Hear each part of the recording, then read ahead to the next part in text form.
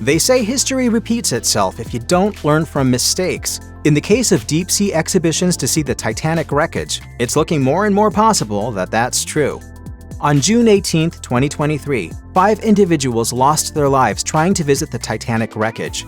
It was a tragic incident that happened largely because safety was thrown to the wind. However, that hasn't stopped other deep-sea explorers from attempting the same endeavor.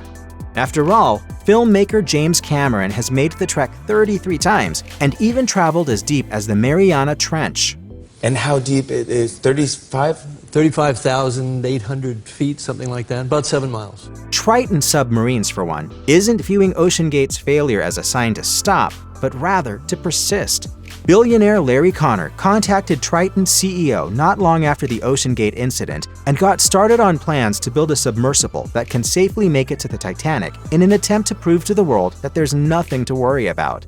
In June 2023, Stockton Rush, co-founder and CEO of OceanGate, took the Titan submersible into the Atlantic Ocean. He, along with 4 other individuals, were on a mission to dive and see the wreckage of the ill-fated Titanic. Unfortunately, OceanGate used controversial technology that neglected necessary safety precautions, a decision primarily caused by Rush's lax views of safety.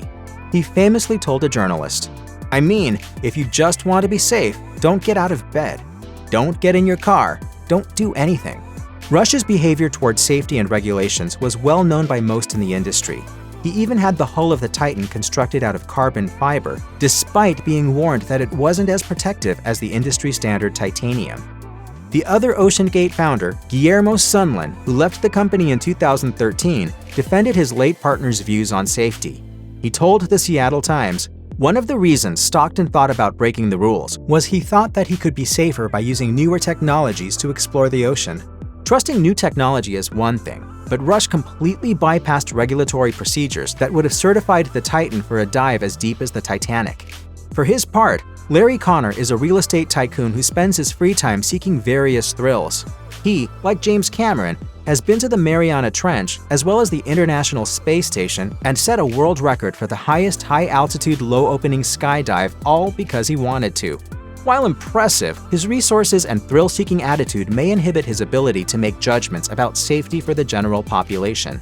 Regardless, when Connor called Triton co-founder and CEO Patrick Leahy, he got the ball rolling on the 4002 Abyssal Explorer, the submersible the two will use to reach the Titanic. The 4,000 in its name refers to the depth in meters it can reach, which is even lower than the Titanic at 3,900 meters.